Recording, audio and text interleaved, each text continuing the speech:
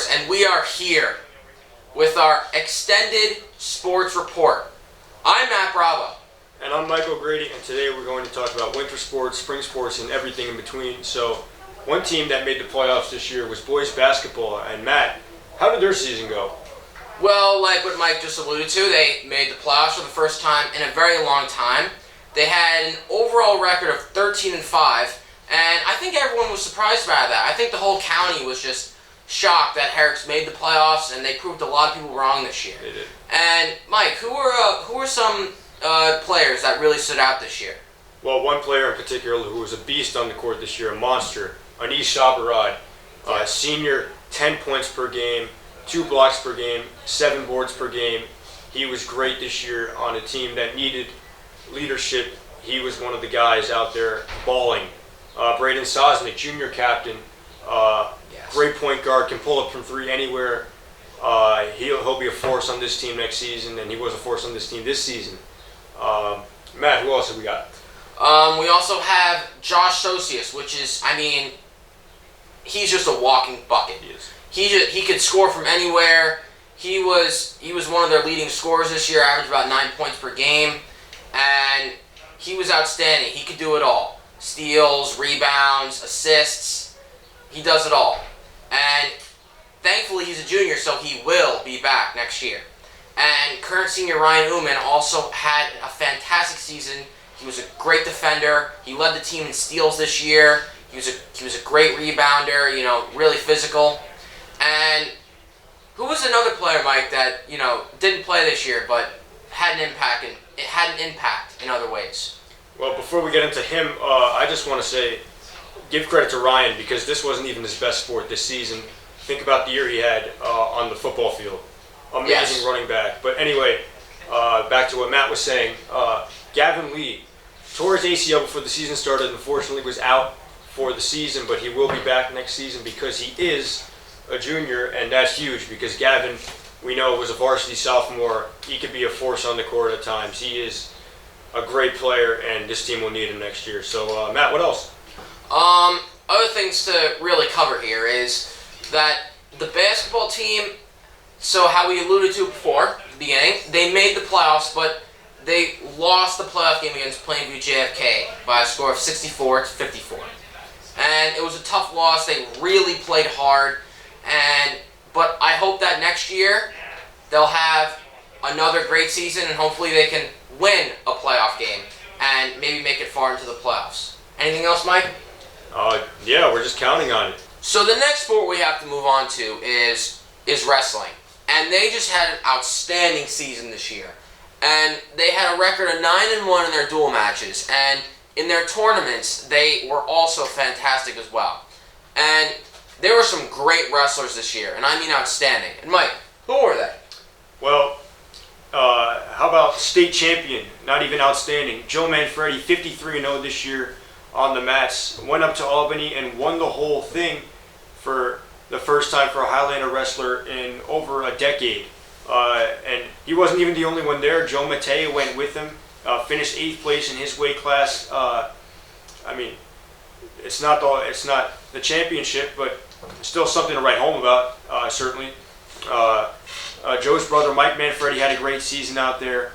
Just an all-around great year for so many wrestlers, including Matt. Who else was out there? Aaron Cho was also a great wrestler as well. He was 5th in the county with wrestling, and even though he didn't make it to Albany, he still had a great season. And he's also a dual threat because he is also a lacrosse player, a very good lacrosse player. We will get into that shortly. But back to wrestling, Joe Manfredi was 53-0, like what Mike said. And another thing I have to point out is that he's only a sophomore. He's going to get better. If he's undefeated now, imagine what he's going to be senior year. Senior year and next year, he'll just be unstoppable. And this Highlander program is really happy and excited to have him. And I know that years to come, they'll just be great at wrestling. Because they had a few down years, but now these past few years, they've been excellent. Wouldn't you say so, Mike? Yeah, this program has really turned the corner, and it shows with the trophies that we're getting. So now, we have to preview our spring sports. And let's just start off with baseball. Before last year, they made playoffs for 8 years in a row. And sadly, last season, Herricks baseball did not make the playoffs. And hopefully this year, Herricks baseball can finally bounce back and make the playoffs. And Mike, who are some players that are really going to help out the team this year and get them back to the promised land? Well, it starts with the pitching staff. Belmont Abbey, D2 commit Vinay Patel. Ace lefty on the mound. He should be very good for Herricks this year as he was last year. Second-year varsity junior, Alex Marcoline is behind him in the rotation. He has some nasty stuff. And moving into the infield, Sean Richards, the second baseman, big power bat. Matt, who's in the outfield? Outfielder, we have starting left fielder Ryan Newman, and he is a 3-sport athlete, and he is just great. He's fast, he's big, and he can cover a lot of ground, and that's going to really help us out this year in the outfield. And center fielder Jack Collins, who I don't know if you would agree, Mike, but he's probably one of the fastest kids in the school. For sure. And he's, like what I just said, he's quick. He can get to every ball. And I think Herricks baseball is going to put themselves back on the map this year and have another great season. Wouldn't you say so, Mike? Yeah, it's looking like it, for sure. So moving on to our next spring sport, which is softball. And softball had a magnificent season last year. Yep. They went undefeated. They made the playoffs. They were at the top of their conference. But sadly, they ran into Massapequa in the first round. And they had a first-round playoff exit. But this year, they're coming back with a vengeance. And I know that softball is just going to have a terrific year. And Mike, who are some players, some hitters, that are really going to help the team do well this year and make it even farther into the playoffs? Well, first off, there's fifth-year varsity player Stephanie Murciano. Junior this year, has been on the team since 7th grade. But last year, 8 home runs, was good enough for second in the county. Just a really good bat. Amazing in the outfield as well. Additionally, Sophia Pisacano, current sophomore, had 4 home runs last year. Good for a spot on the county leaderboard as well. And those two are going to wreak some havoc in the batter's box, and they're going to take this team a long way. And some pitchers to look out for is current ace Stephanie Chan. She's a senior. She's a great pitcher, and she's really going to help the team. I think she's going to carry the load this year. And she was on the county leaderboard for earned runs allowed per game, and her walk ratio was very good as well. And current sophomore Aaliyah Begawala, she is also a great pitcher too. She's their number 2, and Coach Webster's counting on her a lot this year also. And current 8th grader Madison Nell, she's a fantastic pitcher, making varsity as an 8th grade. She'd have to be pretty good if you ask me. And those pitchers are really going to carry the team this year. And back to Stephanie, she's been on varsity for 5 years. And I mean, that's just phenomenal if you ask me. And I know that this year, softball's going to make it really far into the playoffs as long as they avoid Massapequa. Yeah.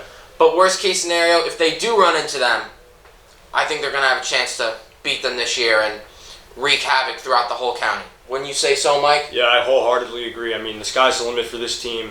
Just stay away from those Chiefs, and this team could be great. Yes, I would definitely agree with that. So our last sport we have to move into is boys lacrosse. And boys lacrosse last year had a very good season. They made the playoffs, but sadly, they ran into Garden City. And Garden City is one of the best boys lacrosse teams on the island. The Massapequa of lacrosse, if you will. Yes, I would 100% agree. And, hopefully they can avoid them in the playoffs this year. But I think that this year, they're going to be even better. And, Mike, who are some players that are going to help out this year and help them make to the playoffs? Well, it starts with D1 BU commit Aaron Cho. And, it's not easy to play college lacrosse in Boston. Obviously, huge lax town. But anyway, Aaron, great defender, great player all around, great scorer, can do anything out there. Behind him, D2 Wingate commit Joe Chimenti is going to play in North Carolina. He's also great all around out there as well. Matt Capel, another great player, scored a lot last year. And Matt, who are the goalies? So starting goalie, Andrew Paris. He is a senior. He is a D2 commit, and he's a great goalie. You know, he saves a lot. He's big. He really gets to the tough shots.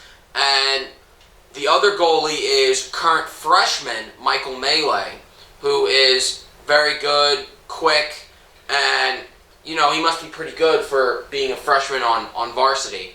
And I know next year, as a sophomore, he'll be ready to step in and be that starting goalie.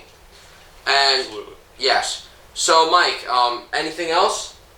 Well, yeah, we just hope they have a great season, make it to the playoffs, maybe win some rounds. Mm-hmm. That goes for everybody as well. Everybody we missed, didn't cover in the fall, spring, and winter. But that's about it from us. This has been the Herricks Extended Sports Report. I'm Mike O'Grady. And I'm Matt Bravo. And thank you for tuning in.